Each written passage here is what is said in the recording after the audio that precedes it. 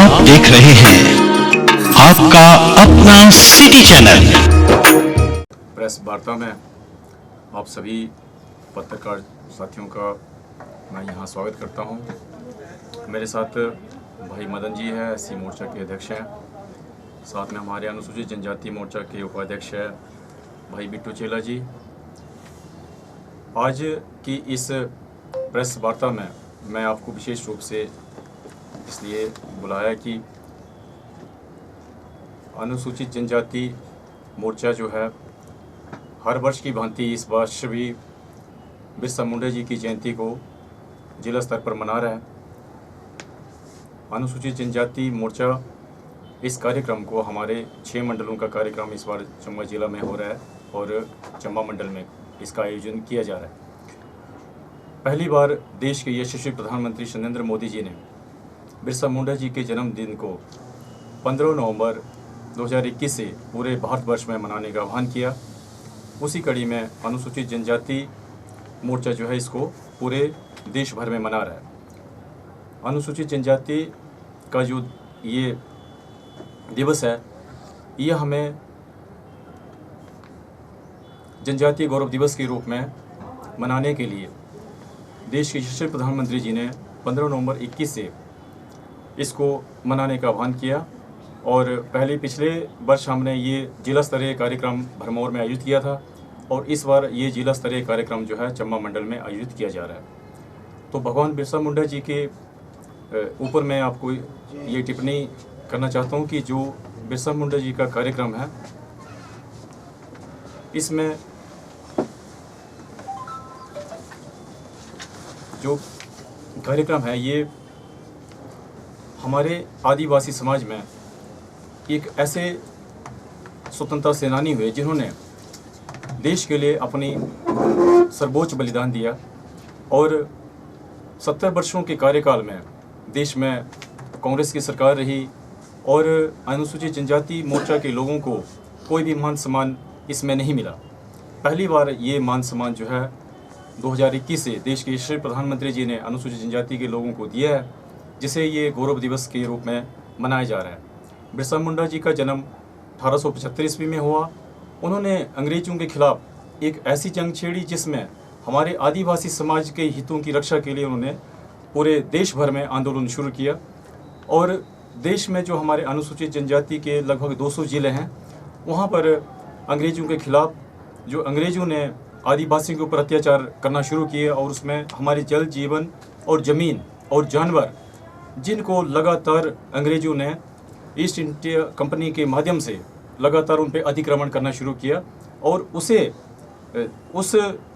का जो विरोध किया बिरसा मुंडा जी ने महज 25 साल की उम्र में उन्होंने ये सबसे बड़ा कारनामा करके दिखाया पूरे देश भर में। और 1875 से लेकर के 1900 सदी के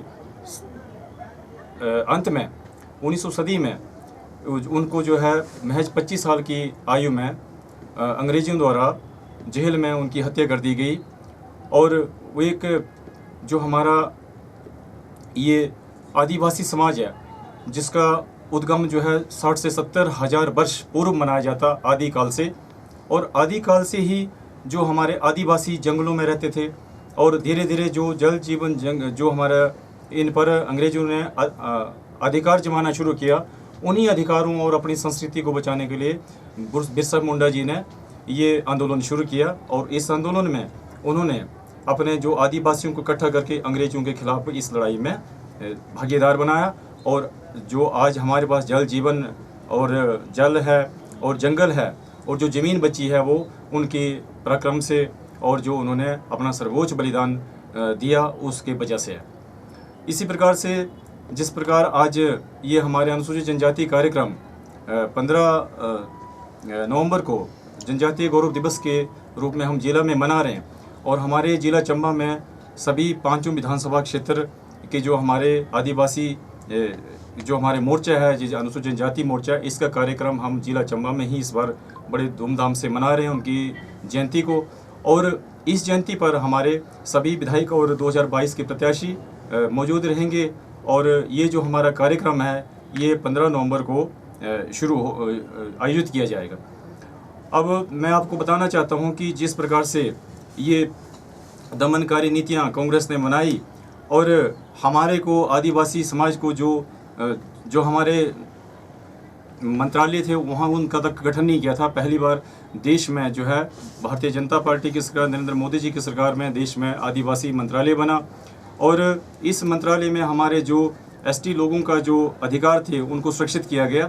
आज भी हमारे ऐसे बहुत सारे ज़िले हैं जहाँ पर कि आदिवासियों का अभी तक भी पूरा का पूरा उत्थान नहीं हो पाया हुआ।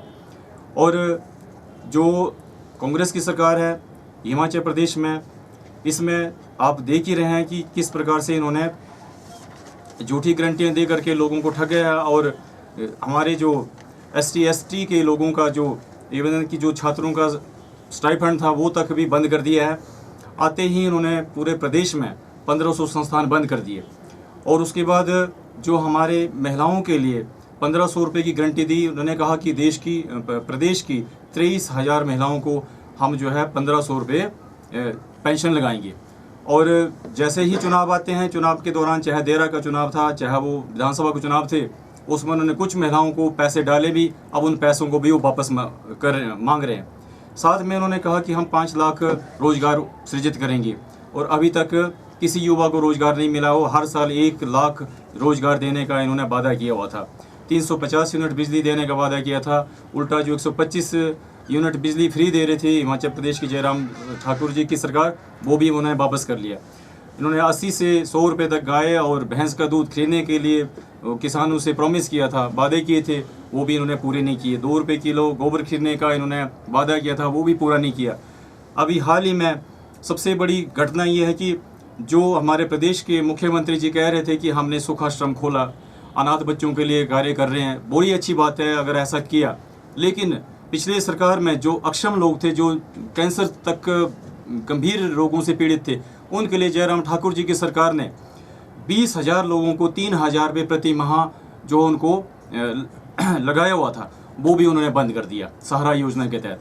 साथ में इन्होंने हिम केयर योजना में जिसमें 5 लाख तक का हमारा जो इलाज फ्री था वो भी बंद कर दिया। तो इस तरह की सरकार जो सिर्फ बंद ही करने में तुली हुई है। और 125 यूनिट बिजली जो फ्री मिल रही थी, अब वो 6 रुपये यूनिट के हिसाब से बिजली मिल रही है। युवाओं को इंडस्ट्री में लोन मिलता था, वो बंद कर दिया। पानी के बिल जो है फ्री थे पूरे शहरों में और गाँव में, वो दोबारा से इन्होंने शुरू कर दिए। अभी हाल ही में आपने देखा कि जो पानी का बिल है शहरों में 444 रुपये के हिसाब से प्रति माह आएगा, जबकि वो पहले 136 रुपये था।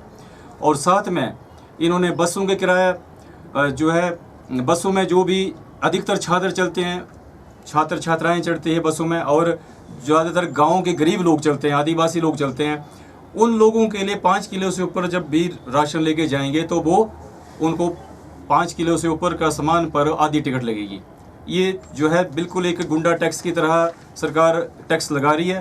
साथ में अभी घोषणा की है कि जितने भी टॉयलेट में प्रति टॉयलेट जो है 50 रुपये देना पड़ेगा, जबकि देश के यशस्वी प्रधानमंत्री नरेंद्र मोदी जी ने देश में 70 सालों के बाद 15 करोड़ से ज़्यादा महिलाओं के लिए शौचालय बनाए।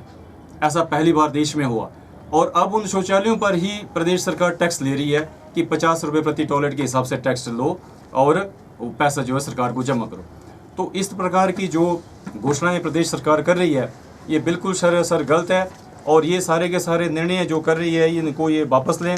और महिलाओं का जो 50% प्रदेश सरकार ने, जो पिछली सरकार ने किराया बसों का रखा था, वो बसों का किराया भी वापस से वो 50% किराया शुरू किया जाए और युवाओं के लिए इंडस्ट्री जो है वो शुरू की जाए।